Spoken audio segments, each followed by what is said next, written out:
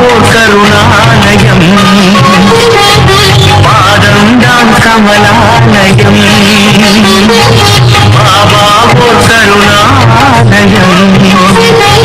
பாதம்தான் கமலாலயம். சாயப்பா உறவுகள் அனைவருக்கும் வணக்கம். இந்த நாள் உங்களுக்கு இனிய நாளாக அமைய சாயப்பாவின் அருள் கிடைக்கட்டும். கேட்பதை எல்லாம் தரும் சாயப்பாவின் இன்றைய அருள்மொழியை கேட்போமா? அந்த குழந்தையே, உன் வாழ்க்கையில் நான் இருக்கிறேன் என்று மறந்துவிட்டாயா? உன்னை எப்படி நான் வீழச் செய்வேன்? இப்படி நீ நினைக்கும் போது எப்படி உன்னால் உணர முடியும் உன் இதயத்தில் நான் வாழ்கிறேன் என்று? கஷ்டம் யாருக்குத்தான் இல்லை, உனக்கு, உன்னை சுற்றி உள்ளவர்களுக்கு, ஏன் உன் சாயப்பாவுக்கும் உண்டு. கஷ்டத்தை மட்டும் யோசித்துக் கொண்டிருந்தால் உனக்கு எப்படி முன்னேற தோன்றும்? நான் இருக்கிறேன், உன்னை என்றும் திசை மாற விடமாட்டேன். நீ என் உயிராய் இருக்கிறாய், எப்போதும் என் பிள்ளையாய் நீ இருப்பாய். உன் வாழ்க்கையில் முன்னேற நிச்சயம் வழிகாட்டுவேன். அதில் நீ நிச்சயம் பயணிக்க போகிறாய், வெற்றியும் அடைய போகிறாய். உனக்கு ஒரு கதை சொல்கிறேன், கேள். புல் மூங்கில் கதை உனக்கு தெரியுமா? நான் சொல்கிறேன், கேள். புல்லை நீ மண்ணில் நட்டு வைத்ததும் வளர்ந்துவிடும், ஆனால் அது சிறிதாய்தான் இருக்கும். அதற்கு மேல் அது வளரும் தன்மை உடையதல்ல. இதுவே மூங்கிலை நீ எடுத்துக்கொண்டால் அது வைத்து 5-6 வருடம் வளராமல் அப்படியே இருக்கும். அதுவே மூங்கிலை நீ எடுத்துக்கொண்டால் அது வைத்து 5-6 வருடம் வளராமல் அப்படியே இருக்கும் பார்ப்பதற்கு. ஆனால் அது வேரை அது பக்குவப்படுத்தி அது பலமாக மண்ணில் பிடிப்பான வேரை கொண்டிருக்கும். அதன் பிறகுதான் அது வளர ஆரம்பிக்கும். ஆனால் அது வளர ஆரம்பித்து விட்டால் அதன் உயரம் 10 மடங்கு வளர்ச்சியை கொடுக்கும். அதன் வளர்ச்சியை எப்படி ஆயினும் தடுத்து நிறுத்த முடியாது. அது மூங்கிலின் வெற்றி. புல் வேகமாக வளர்ந்தாலும் அதனுடைய வளர்ச்சி சிறியதுதான். ஆனால் மெதுவாக வளர்ந்தாலும் மூங்கிலின் வளர்ச்சி பெரியது. உனக்கு வெற்றி கிடைக்க நேரம் ஆகிறது என்று வருந்தாதே. என் பிள்ளை, நீ வளர்ந்து உயரமாக நிற்க போகின்ற மூங்கில் மரம். அதனால் பயப்படாதே, நிச்சயம் நீ வெற்றி அடைவாய். உன்னில் எழும் கோணலான சிந்தனைகளை நான் மாற்றுவேன். வாழ்க்கையில் நிம்மதி என்றென்றும் நிலைத்திருக்க வேண்டுமெனில் பிரச்சனைகளை மட்டுமல்ல, பிரச்சனைக்குரிய நபர்களையும் தூரத்தில் வையுங்கள். நிம்மதி என்றும் உங்கள் அருகில் நிலைத்திருக்கும். தேவையில்லாமல் உன்னை சுற்றியுள்ளவர்களிடம் கோபத்தை காண்பிப்பது தவறு. கோபத்தை உங்களின் கேடயமாகவே பயன்படுத்துங்கள், ஒருபோதும் ஆயுதமாக பயன்படுத்தாதீர்கள். நீ நீயாகவே வாழு. வாழ்க்கை சிறந்த ஆசானாக உன்னை வழி நடத்தும். உன்னை முந்தி செல்பவர்களை கண்டு கலங்காதே. உனக்கான வெற்றியை உன்னால் மட்டுமே நிரப்ப முடியும். துவளாதே. இவ்வுலகில் தூற்றுவோர் இருந்து கொண்டேதான் இருப்பார்கள். அவர்களை எல்லாம் கண்டு கொள்ளாமல் நீ உன் கடமைகளை ஒழுங்காக செய். சில நிகழ்வின் வெளிப்பாடு உன் மனதை பாதித்து இப்படி நொறுங்கி போய் உள்ளாய். அதை சரி செய்ய நான் இருக்கிறேன். நீ எதிர்பார்த்த ஒன்று நடக்கவில்லை என்றால் அதில் ஏதோ ஒரு நன்மை இருக்கும் என்று மனதார நம்பு.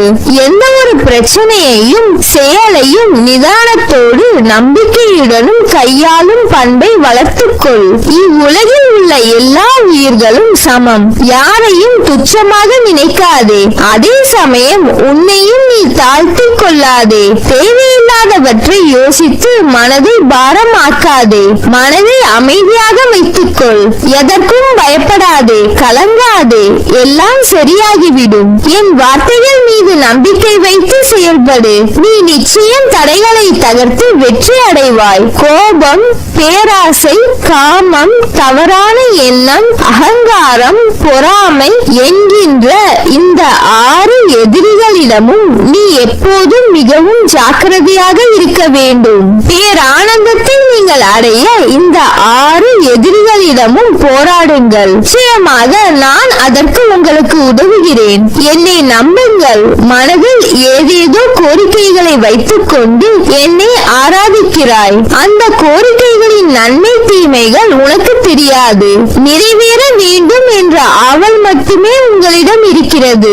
உனக்கு நன்மை பயக்கும் கோரிக்கைகளை நான் நிச்சயம் நிறைவேற்றுவேன். உன்னை மறந்துவிட்டேன் என்று நினைக்காதே. என் உயிர் நீதான். எப்படி மறப்பேன்? விரைவில் அனைத்தும் மாறி இனி உனக்கு நிச்சயம் வெற்றி கிடைக்கும். உன் அம்மாவாக அப்பாவாக என்றும் துணை இருப்பேன். நிச்சயம் நீ நிம்மதி அடைவாய். நீ ஜெயமாக நன்றாக மன நிம்மதியுடன் சந்தோஷமாக உன்னை சேர்ந்தவர்களுடன் வசந்தமாய் வாழ்வாய். உனக்கான சந்தோஷம் உன்னை தேடி வரும். அதுவரை எனது லீலைகளை நீ ஆர்வமோடு அன்பு கலந்த இதயத்தோடும் கேட்கிறாயா? நல்லது. என்னை நாடி வந்தவர்கள் தங்கள் வாழ்வில் வளம் பெற்றதை கேள்வியுற்றாயா? நல்லது.